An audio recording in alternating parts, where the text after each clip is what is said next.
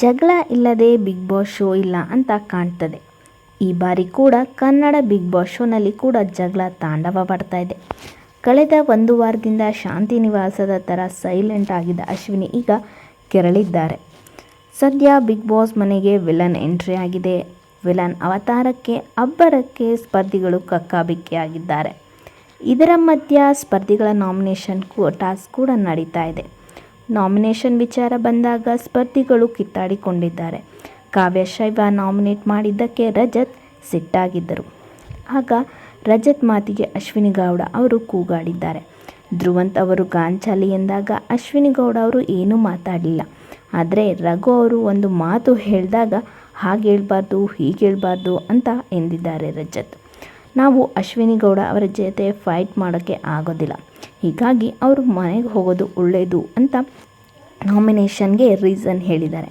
ಆಗ ಅಶ್ವಿನಿ ಅವರು ನಿಮ್ಮಷ್ಟು third rated ಮಾತುಗಳನ್ನು ಯಾರೂ ಬಳಸಿಲ್ಲ, ನಾವು ಗಂಡಸರ ಜೊತೆ ಗುದ್ದಾಡ್ತೀವಿ ಅಂತ ಹೇಳಿದ್ದಾರೆ. ನೀವು ಬಂದು ಕೇಳಬೇಕಿತ್ತು, ನೀವು ಗಂಡಸಲ್ವಾ ಅಂತ ಹೇಳಿದ್ದಾರೆ. ಅಶ್ವಿನಿ ಗೌಡ ಮಾತು ಕೇಳಿದ ಬಳಿಕ ರಜತ್ ಅವರನ್ನು ಸ್ವಿಮ್ಮಿಂಗ್ ಪೂಲ್ಗೆ ನೂಕಿದ್ದಾರೆ. ಸ್ವಿಮ್ಮಿಂಗ್ ಪೂಲ್ಗೆ ನೂಕೋದು ನಾಮಿನೇಷನ್ನ ಒಂದು ಭಾಗವಾಗಿತ್ತು. ಅಶ್ವಿನಿ ಮಾತು ಇನ್ನೂ ಇತ್ತು, ಅದನ್ನು ಕೇಳಿಸಿಕೊಳ್ಳದೆ ನೂಕಿದ್ದಾರೆ ಎಂದು ಅಶ್ವಿನಿ ಗೌಡ ಅವರು ಇನ್ನಷ್ಟು ಸಿಟ್ಟಾಗಿದ್ದಾರೆ. ಅಶ್ವಿನಿ ಗೌಡ ಅವರು ಸ್ವಿಮ್ಮಿಂಗ್ ಪೂಲ್ಗೆ ಬೀಳುತ್ತಿದ್ದಂತೆ ಕಚಡ ಅಂತ ಹೇಳಿದ್ದಾರೆ. ಆಗ ರಜತ್ ಅವರು ನೀನು ನನಗೆ ಏನು ಹೇಳೋದು, ನೀನು ಕಚಡ ಅಂತ ಹೇಳಿದ್ದಾರೆ. ಒಟ್ಟಿನಲ್ಲಿ ಸೈಲೆಂಟ್ ಆಗಿದ್ದ ಅಶ್ವಿನಿ ಗೌಡ ಈಗ ಜಗಳ ಆಡ್ತಿದ್ದಾರೆ. ಒಟ್ಟಿನಲ್ಲಿ ಮುಂಬರುವ ದಿನಗಳಲ್ಲಿ ಏನಾಗಿದೆ ಅಂತ ಕಾದು ನೋಡಬೇಕಿದೆ.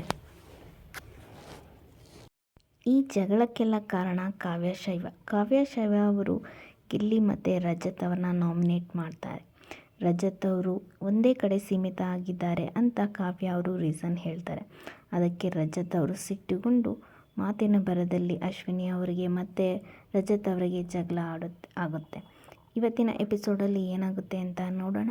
ಈ ವಿಡಿಯೋ ಎಷ್ಟಾಗಿರೋ ನಿಮಗೆ ಲೈಕ್ ಮಾಡಿ, ಶೇರ್ ಮಾಡಿ ಹಾಗೂ ಕಮೆಂಟ್ ಮಾಡಿ. ಬಿಗ್ ಬಾಸ್ನ ಹೆಚ್ಚಿನ ವಿಡಿಯೋಗಾಗಿ ನಮ್ಮ ಚಾನಲ್ನ ಸಬ್ಸ್ಕ್ರೈಬ್ ಮಾಡ್ಕೊಳ್ಳಿ. Thank you for watching. ಮತ್ತು ನೆಕ್ಸ್ಟ್ ವಿಡಿಯೋದಲ್ಲಿ ಸಿಗೋಣ.